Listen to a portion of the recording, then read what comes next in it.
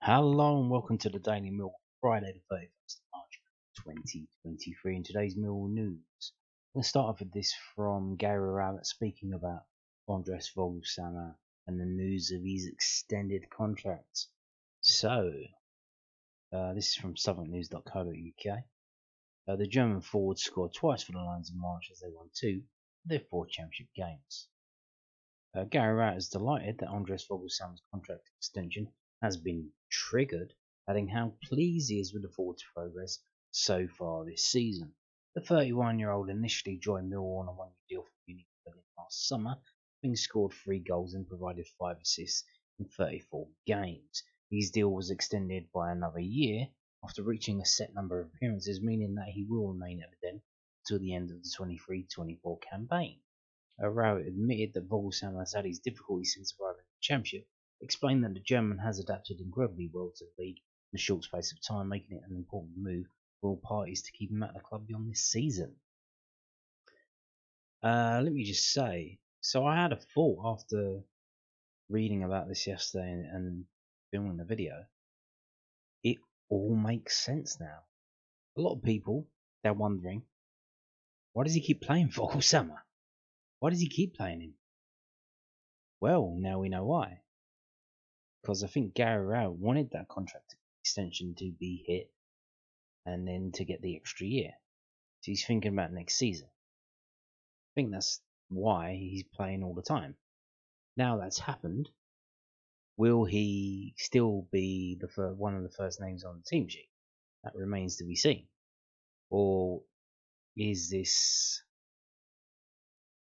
gonna be? Are we gonna see how Andreas Voglsammers will be used as a member of the squad now, without the coercive factor of the necessary need to extend his contract? Well, let's have a look. So I think that when a player is coming from a different league, country and culture, it's important that there isn't a long-term commitment either way. Initially, because both parties can see how it goes, he told News at then. I also think that if a player has impacted the season and impacted the team, then you certainly want that player for longer. Boggy's done that.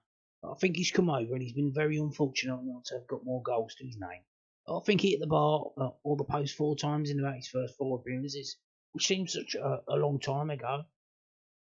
We're really pleased with him. He's a good character.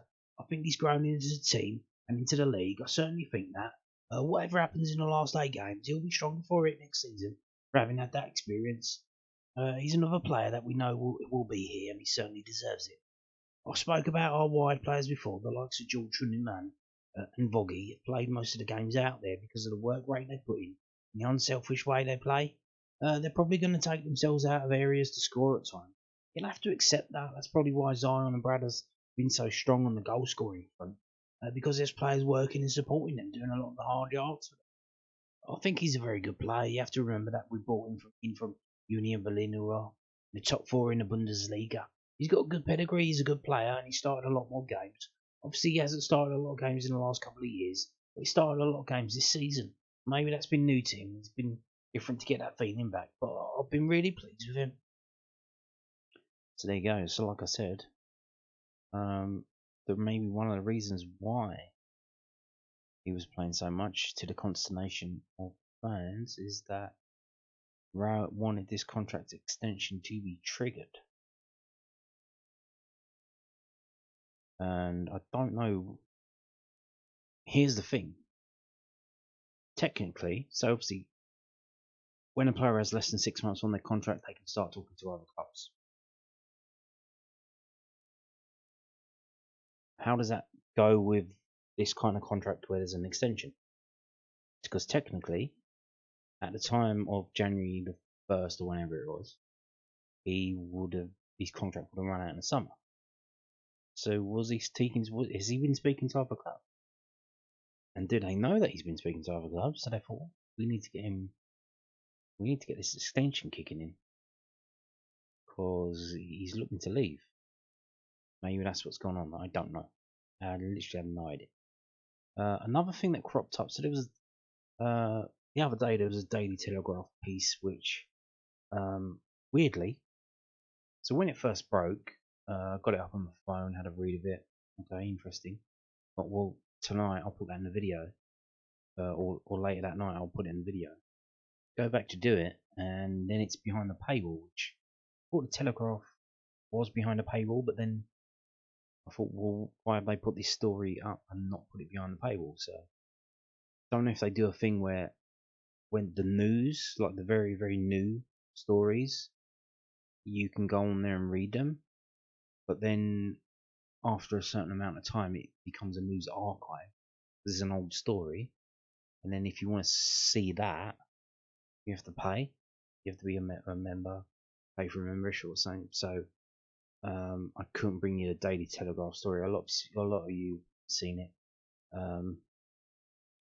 But in that, they said that we had made a bid or made a move to try and sign a player from Stoke City in January. So after, or maybe around the time the Kevin Nisbet deal fell through, we were trying to get a player from Stoke City, apparently, according to the Daily Telegraph. So obviously a lot of people have seen that, and so it seems to be news to them. News to me, I think. I can't remember mentioning that guy, but so obviously this is from StokeSentinel.co.uk. Gary Rowett's Millwall made transfer move for Stoke City key man. Stoke City transfer news from the Bet365 Stadium in the Championship run-in as former boss Gary Rowett bids for promotion to the Premier League with Millwall. Gary Rowett and former Stoke City head of recruitment Alex Aldridge tried to sign Jacob Brown in January to help their bid for promotion to the Premier League, according to reports. Rowett is on the cusp of a remarkable achievement at Millwall, who joined back in October 2019, his first job after a troubled half-season in charge at Stoke. They are 6th in the Championship with 8 games remaining, 3 points clear of Norwich and Coventry, 5 ahead of West Brom and Watford, despite apparently only having the 15th biggest budget.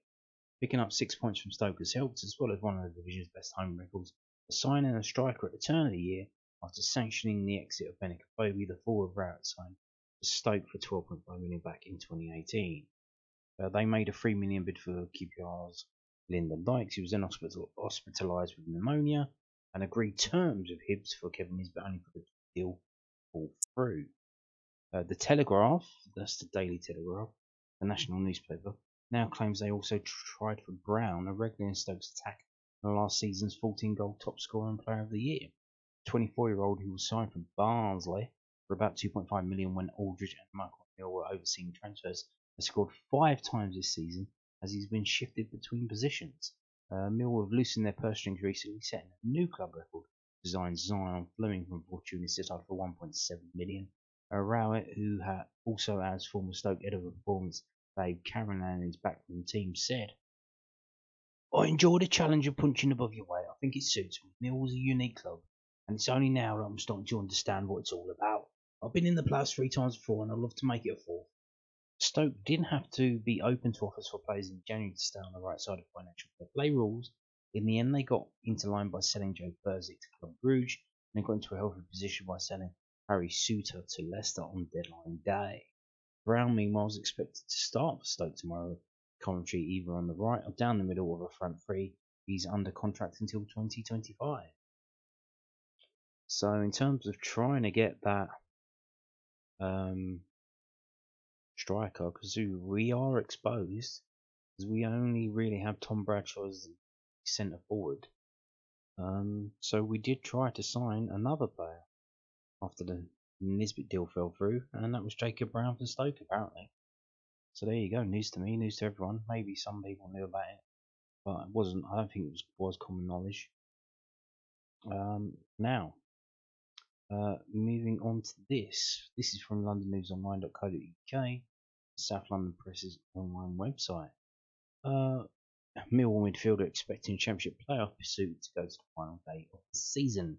George Honeyman is expecting the Championship playoff race to go right to the wire, with Millwall's prospects set to be further scrutinised in the West Midlands tomorrow.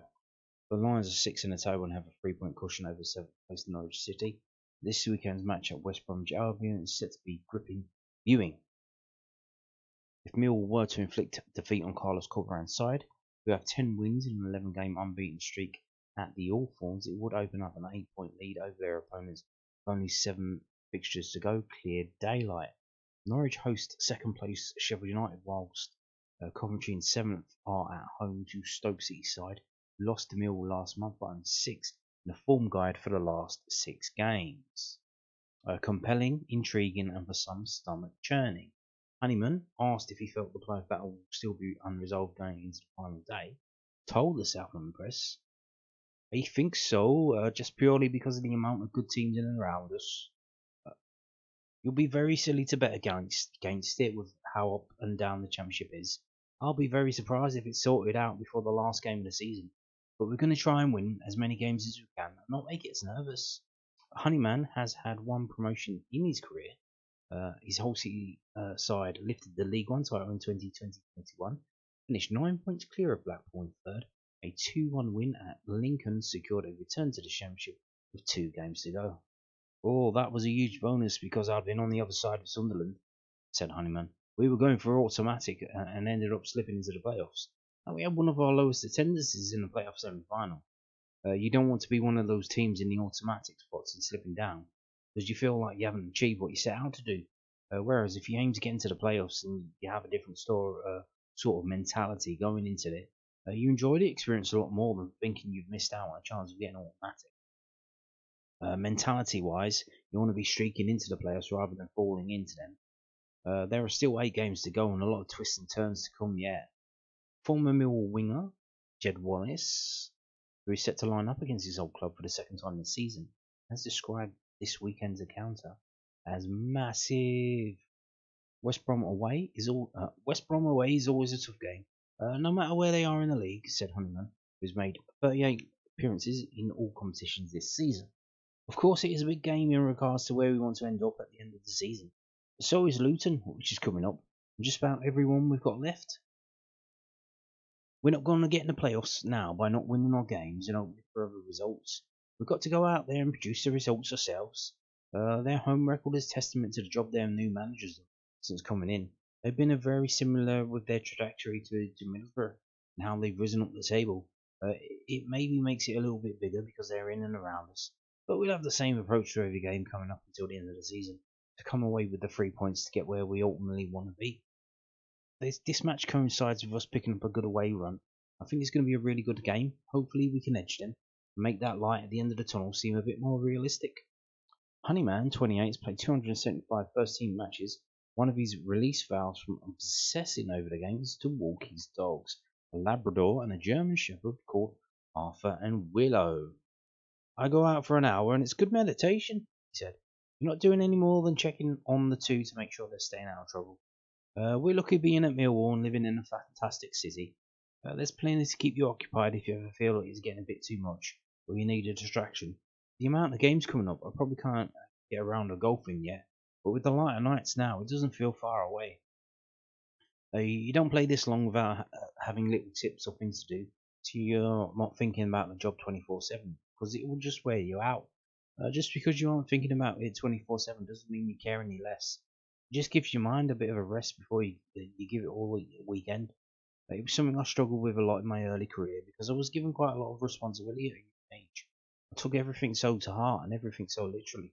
It was just exhausting if you're living it 24/7. It doesn't do you any good. And you're not going to play it as well at the weekend, so it's not going to help your teammates, your management staff, or the fans. You need to make sure, come game time, that you're in the best place mentally and physically. It's definitely part of the championship because there are so many games and so much turnover. You've got to get yourself right and recover in the right way. Millwall are set to be boosted by the return of Billy Mitchell, Mason Bennett and Tyler Berry. The trio had all been ruled out for the extended period due to injury. Tom Bradshaw, February's Championship Player of the Month, is one of a number of international players to head back to Camp Road at the end of the week. The informed strikers' displays were rewarded with a recall by Wales. "It really is a testament to him and how well he's been doing," said Honeyman. "We were all a bit surprised when he didn't get called up for the World Cup as well. I think even he will admit that he thought he should have sailed with it. I know he's been really good this season, this side of the season, but he's been pretty consistent throughout the year. I'm glad he's finally got that recognition. Who wouldn't want to go and play for their country? As he's alluded to himself, hopefully the boost of getting called up is something he can take into the last 8 games to keep doing what he's been doing for us." Indeed. So there you go. So obviously on Fridays the South London Press gets published. And they generally do these long form interviews with a number of players. It's always quite an interesting read. So there you go.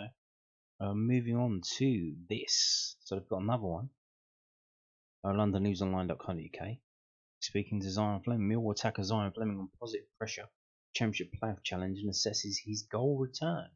Zian Flemming is happy to be under pressure to deliver Millwall a championship playoff spot, admitting it is in stark contrast to grinding Fortuna Sittard to Eredivisie safety last season.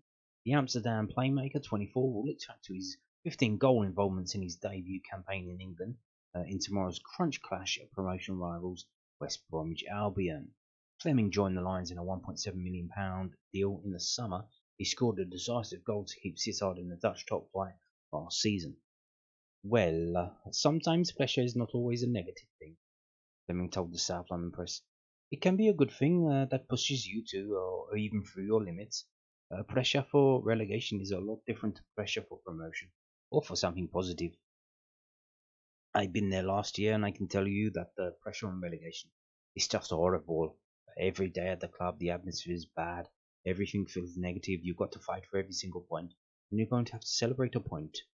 Here, it's different. Everyone is in a good mood, and there is good atmosphere.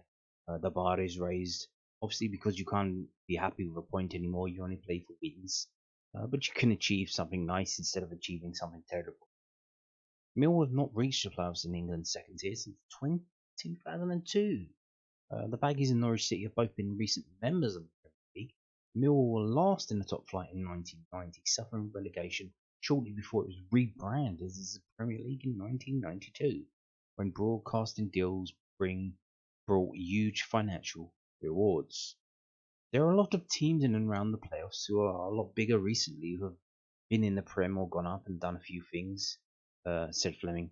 From that perspective, we are a bit smaller, a bit of an outsider, but at the same time, this team has been close already to the playoffs for 3 years. Now we are ready to do it. Maybe the first thought might be that we are a bit of an outsider. But people who have been following the league intensively, they kind of would have seen this coming as a stable growth each season. We're growing again this season because we are higher up than we were at this stage of last one. And it's why I don't think other teams will be surprised that we are up there, to be honest. Now it's a matter of really finishing it off when it's most needed. I still think if we talk about pressure, then it must be bigger with the likes of West Brom, Watford, and Norwich. Those kind of teams that have just been in the Prem. Flemming was man-marked by Huddersfield's Romani Edmonds Green in the last action before the international break. Danny Ward's goal inflicting a 1-0 defeat on the South Londoners. It was the first time that it was that extreme, said Flemming, and asked about the special measures taken by Terriers manager Neil Warnock. Sometimes you do notice they are paying more attention, but if you're running away from goal, then it isn't as extreme that he keeps following you around. They will tend to pass you on. Against Huddersfield, it was everywhere. He was up my arse all the time. You have to work a little bit harder to get free, get half a yard. I did get it a few times, but I didn't manage to get the goal in those tiny moments. I still got the ball, but because they were sat so deep, it was hard to get the ball into some great positions. It was a new experience for me. They are in survival mode to avoid relegation, so they were doing everything to disrupt the opponents instead of playing their own kind of game. The teams we are about to face are not in survival mode. They are doing quite well. They probably won't use that tactic, but I'm ready for my teams if they do have an extra eye on me. If I'm man-marked or even double-teamed in certain situations or areas, it's a new challenge for me. It's why I have to keep trying to improve all the time. You can't just keep scoring goals, doing well, thinking it will always be the same. Because if you start scoring goals, then those kind of things will happen. Because teams will analyze our team as well. You have to find slightly new ways to be able to get your goals or draw attention. If they have it on me to allow others to make that goal, it could look like I haven't done it or whatever, but in the end, it's about the team. Flemming has scored 13 goals with 2 assists. Hey, I'm really happy with the numbers now, he said. Let's say if I could have signed for that at the start of the season, I would be happy with that. But I haven't, and I never really do put a goal target at the start of the season. This season, I also couldn't really expect anything as well. I first had to get used to the league. It's harder to set a goal when you don't know how it is. Normally, I just do it goal by goal. I just want to get the first one ASAP. Once I got that, I'm bored on just having one goal. I don't want a second and then a third. 10 is always nice when you hit the double figures, but there's not much time of enjoyment for me. It's always maybe one day after the game you might be a bit happy you reached 10 goals, but then you immediately go, well, I want 11, I want 12. It's not I've got 10 now and now I want 20. It's goal by goal with me. But there you go. Like I said, the Southampton Press published on Fridays interview the players. Very interesting stuff. So there you go. Now, moving on to thinking about the game tomorrow. Here we go. SouthernNews.co.uk. Murray Wallace relishing clash with former Millwall talisman. Jed Wallace's West Brom lost 2-1 at the Den in a reverse fixture back in October. Murray Wallace has revealed that he is excited to take on former teammate Jed Wallace this weekend as Millwall face playoff rivals West Brom at the Hawthorns. The Scotsman is expected to start on left back, where he will likely be tasked with marking last season's top scorer, a crucial clash at the top end of the Championship. Jed Wallace is arguably in the bag his best player so far this season, having scored 5 goals in 37 league games so far this season. He's also provided 8 assists, with one coming at the Den against the Lions back in October. His celebration in front of the Coldblow Lane end infuriated a number of Millwall supporters who are desperate for their side to do the double over Carlos Corberan's men in order to give themselves a comfortable cushion in the top 6. Murray Wallace is certainly excited about the prospect of playing such a big game. The chance to face the Lions' former talisman will be a fascinating twist on an already tantalising matchup. I'll be delighted to play against Jed, told Mr. Den. We know what he's about, the fans know what he's about. He's a really good player, and he's got loads of energy. I was a little bit gutted to miss it last time because of the injury when they played him at home. If I get the chance to be up against him on Saturday, if he's playing on my side, then I'll look forward to the challenge. Of course, the two players have faced off numerous times in training, so Murray Wallace may know the 29-year-old's strengths and weaknesses more than anyone else in the division. Whether or not that helps him in the West Midlands on Saturday afternoon is another matter, explaining that it will be difficult to track such a skillful, prolific attacking player. It's one thing knowing the player's strengths and weaknesses, but when you're up against a good player, it's hard to stop them, he added. That's why they're good players. With Jed, I know exactly what he's like. He's such a high energy. You can't think that you've kept him quiet at any moment, because he'll keep going the entire time. I think you have to stay switched on. So there you go, Murray Wallace there. Hopefully, he does very well tomorrow, because that's the thing. Is it a case of if you stop Jed, you stop West Brom? I don't think so. They got players all over the pitch. Swift is probably more important. So don't think it's all be all and end all is stopping Jed Wallace. So let's have a look and get into it. So this is the historical record from 11v11.com. I've sorted it for West Brom at home versus Millwall away, and here we go. First game was in April 1929 and we lost 3-2. After that it was Boxing Day 1929 and we lost 6-1. We didn't win there until 10th of May 1947. That was a 4-2 win in Division 2. Now, we haven't actually played them that many times. We're already down. This is the last one here. So we haven't actually played them that many times. There's massive gaps. So we've got this game here, October 1947. And then we played them again in April 1974. So a 30-year-ish gap between playing them up at their place. And a couple of the games here, League Cup games, which of course we lost. We've got an horrendous record in the League Cup. We lost 5-1 in the League Cup in October 1983.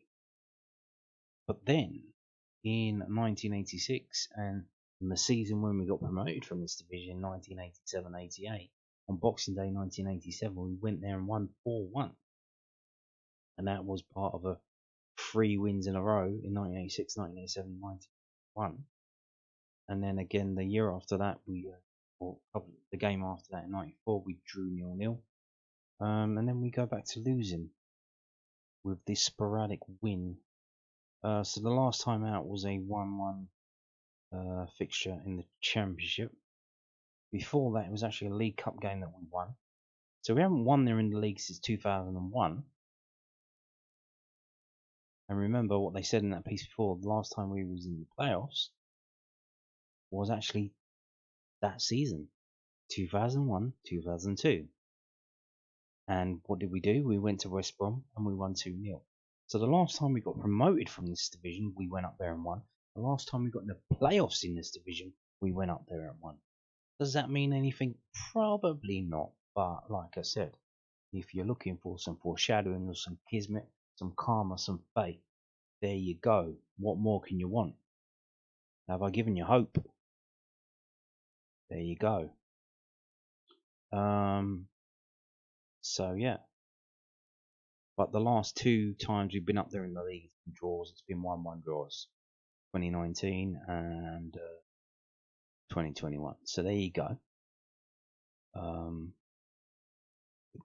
It's been really all over the place. We can win there, we can lose there, we can draw there. The fixture's been all over the place. We've had a 6-1 defeat, we've had a 5-1 defeat, we've had a 4-1 win, which is our best result up there. So all over the shop really.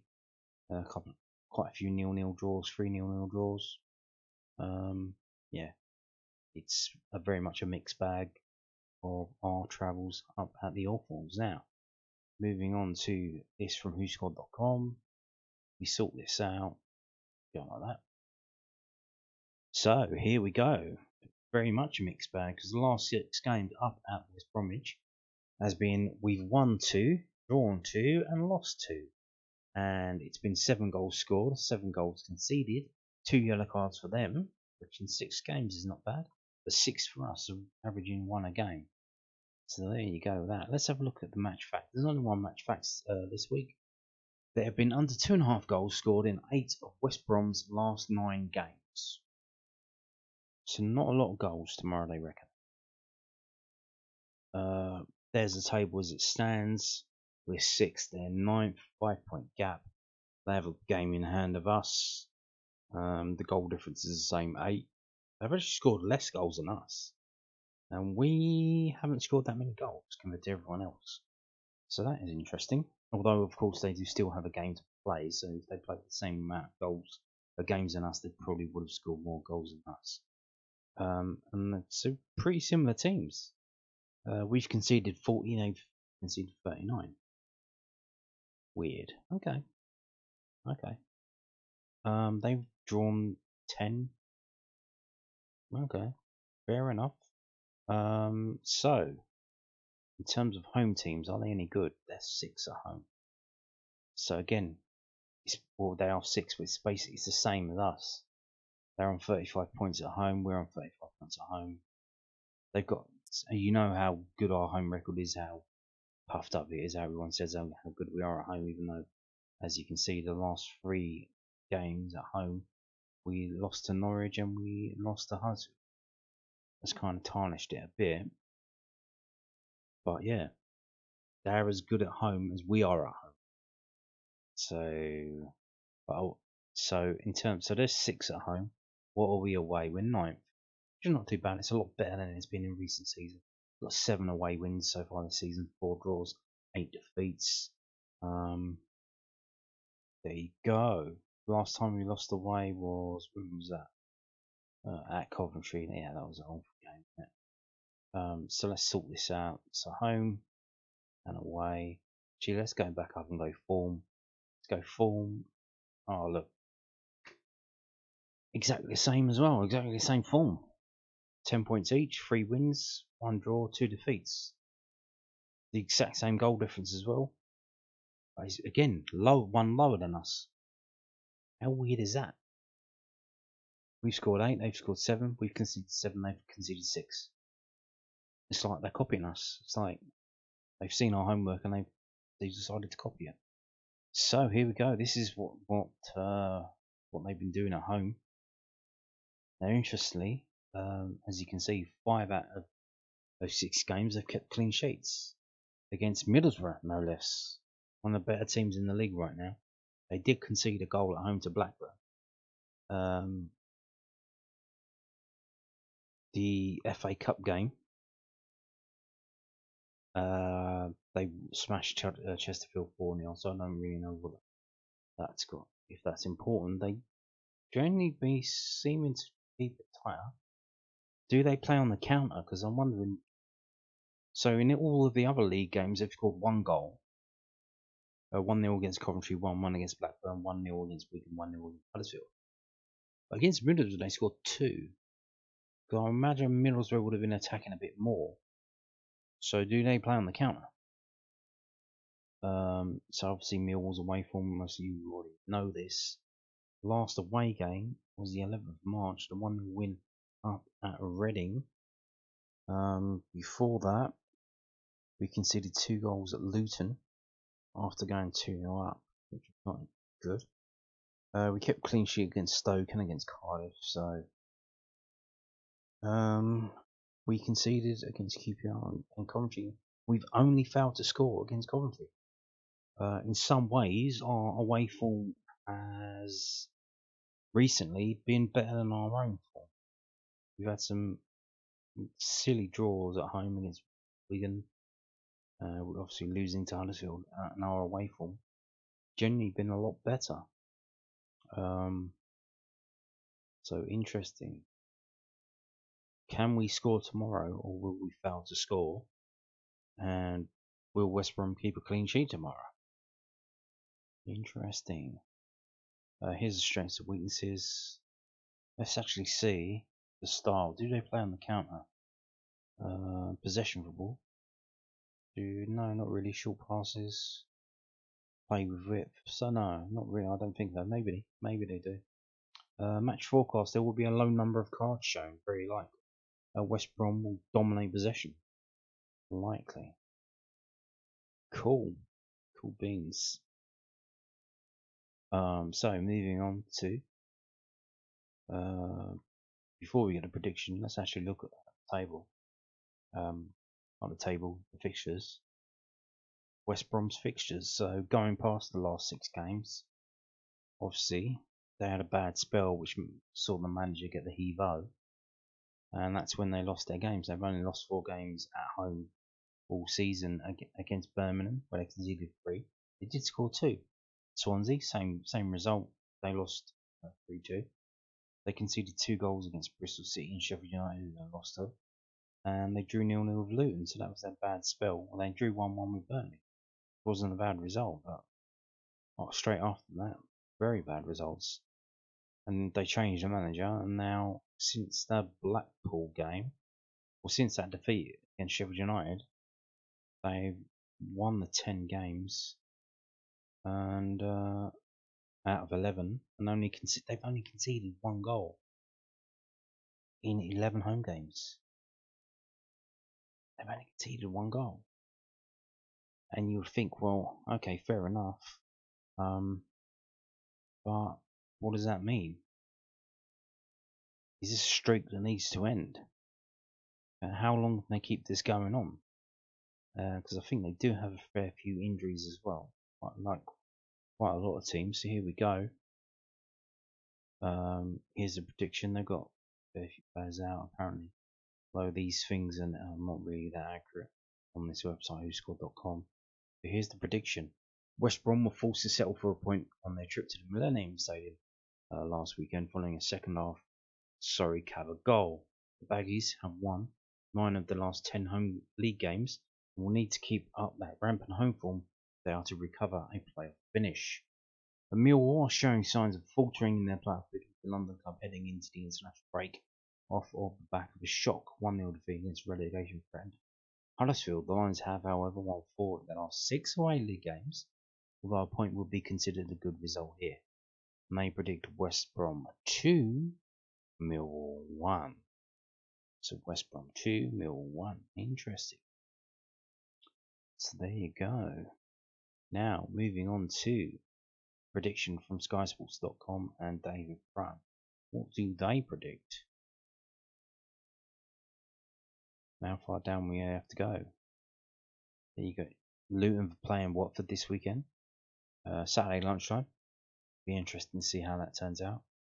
Now, when you've got two teams like that are kind of involved, Watford have kind of dropped off a bit. You want them to draw, because then they both drop 2 points. Whereas if one of them wins, they'll get 3 points and the other team will drop 3 points. Much better if both teams, if they're playing like Luton Blackburn, we want them both to drop 2 points, so that a draw will be fantastic.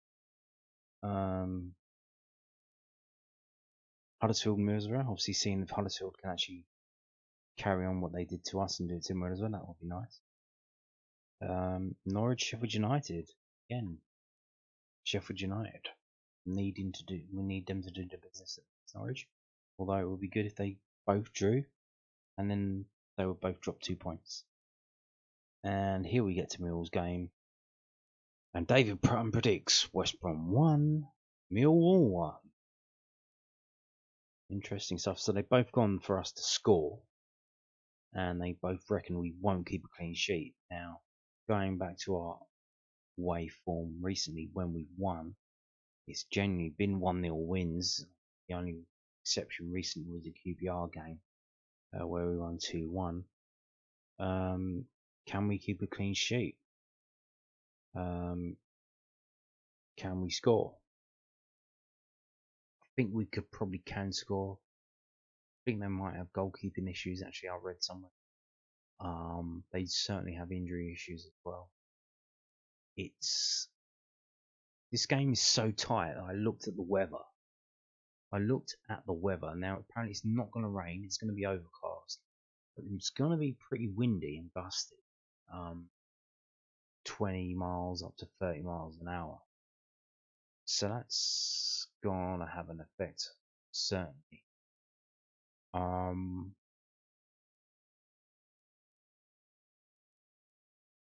It could go either way. It could go any way. I could see us winning, I could see us drawing, I could see us losing. It's kind of hard to see. That Huddersfield results kind of just for a spanner in the works. And obviously we've had the international break since. It's kind of interesting to see how we line up, how we turn up, and how they play. But if in terms of predictions, I want to predict a win, or I'm hopeful, because if we lost to West Brom, that would kind of be annoying. Could see us slip out of the top 6, which we don't really want. But doesn't mean it's over. Not by far, but it certainly wouldn't be ideal. So in terms of, do I really think we're going to win, or am I hopeful of us winning? Obviously, you've seen West Brom's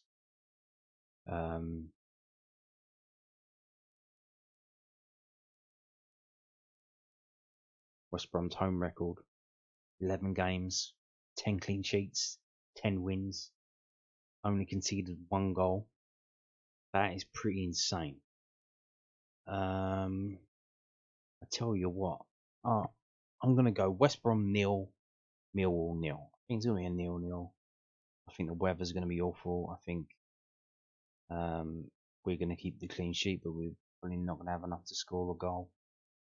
So there you go. I'm going to go 0-0. And on that note, thank you for watching, and goodbye.